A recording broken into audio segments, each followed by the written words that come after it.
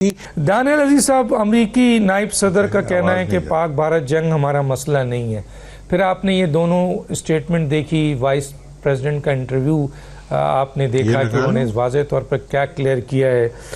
इस मौके पे सिफारती तौर पर भारत मुकम्मल तौर पर नाकाम नज़र आया, लेकिन बेजारियत की है। और उस जारियत के हवाले से पाकिस्तान और इस किस्म के बयानात जब सामने हों सुपर पावर के, तो पाकिस्तान की कौमी सलामती कहाँ होगी और अस्करी क़यादत को अब क्या फ़ैसला करना चाहिए और सिविलियन क़यादत को सिफारती लेवल पर क्या जो है वो इक़दामात उठाने चाहिए आलमी दुनिया को इन चीज़ों को बावर कराने के लिए। जी सर। जो वाइस प्रेसिडेंट साहब के कलमात हैं, मैं उनको इतनी ज़्यादा वेटेज नहीं देता। उसकी वजह यह है कि जिस दिन पहले रोज़ अटैक हुआ था इंडिया की जानिब से, तो उस वक्त प्रेसिडेंट ट्रंप ने उस वक्त से ही वो इंगेज थे और रिस्पॉन्सिबल बिहेवियर का बार बार इसरार कर रहे थे। और उनके जो फॉरेन सेक्रेटरी हैं रूबियो साहब, वो राब्ता कर भी चुके थे हाईएस्ट लेवल पे दोनों ममालिक के साथ। इसके बावजूद इंडिया वेंट अहेड। तो उन्होंने फिर ये कहा कि ये शेमफुल है, और ये जो लफ्ज़ है डिप्लोमेटिक लैंग्वेज में बहुत सख्त गिना जाता है। तो उसमें मेरे ख़्याल में जो वाइस प्रेसिडेंट साहब के जो लफ्ज़ हैं, ये तो उसको बैक ट्रैक करने के लिए या वॉक बैक करने के लिए तो कुछ कोशिश हो रही है, कोई डैमेज कंट्रोल की कोशिश हो रही है, ना कि क्योंकि उसके साथ साथ ये भी साथ ही खबर लगी हुई है कि उसी दिन सेक्रेटरी ऑफ स्टेट साहब जो हैं दोबारा दोनों ममालिक के साथ इंगेज कर रहे थे।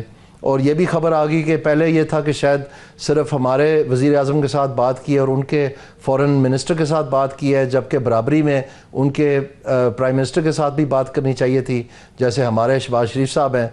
तो बाद में पता चला कि उनकी भी बात मोदी साहब से, ये जो प्राइम मिनिस्टर हैं इंडिया के, उनसे भी बात हुई थी। तो मेरे ख़्याल में ये असल बात ये है कि वो इसमें तरफदारी जो शायद इंडिया ने उनको कोई शिकायत या बैकलैश आया होगा, उसको मैनेज करने के लिए ये चीज़ है। क्योंकि हम देख रहे हैं कि उनकी कोशिश उसी तरह जारी सारी है। अगर इनका कोई सरोकार नहीं है इस बात से, तो फिर वो क्यों इतनी कोशिशें कर रहे हैं, क्यों बार बार राब्ते कर रहे हैं, क्यों पूरी बैन अवी सतह पर जो इतनी कोशिश हो रही हैं, जो EU से हैं, बरतानिया से हैं, वो तमाम हल्के जो कि तारीख़ी तौर पर अमेरिका के चाल में चाल रख के, कदम में कदम रख के चलते हैं, वो क्यों सारे एक ही ज़ुबान बोल रहे हैं। फिर ये मतलब समझ नहीं आती ना इस बात की। तो मैं समझता हूँ कि असल में ये झटका इंडिया को एक ये भी आया है इंटरनेशनल, कि जिनके ऊपर उनका सबसे ज़्यादा भरोसा था, क्योंकि वहाँ कुछ अफसरान बशमूल वाइस प्रेसिडेंट साहब की मोहतरमा के वो बहुत बड़े बड़े ओहदों पे वहाँ पर आ गए हैं। तो ये समझा गया था कि शायद कोई बहुत ही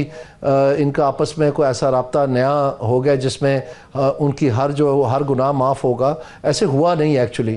तो लेकिन ये ज़रूर है, मैं मानता हूँ इस बात को कि अमेरिका बहुत कोशिश कर रहा है इंडिया को अपने करीब रखने के, क्योंकि तारीख़ बताती है कि इनके मुख्तलिफ जो वेवर्स थे, यानी ईरान के ऊपर जो इनका ये बंदरगाह का सारा सिलसिला चल रहा है, इसमें जब ईरान के ऊपर सैंक्शंस हुए, वाहिद इंडिया मुल्क था जिसको वेवर मिला।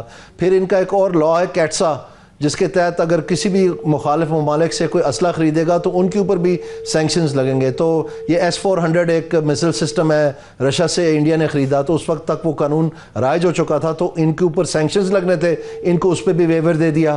फिर ये जो रूस में जंग लगी तो सारी दुनिया को कह दिया गया कि रूसी तेल नहीं ख़रीदना। इंडिया ने दबा के वो तेल भी ख़रीदा, उसको प्रोसेस करके दुनिया में भी बेचा, और वो पैसे जो है हर साल ज़ाहिर बात है रूस को किए, जो कि सीधा सीधा यूक्रेन में जंग अमेरिका और उनके साथियों के ख़िलाफ़ लड़ा था। तो उसमें भी उनको कुछ नहीं कहा गया।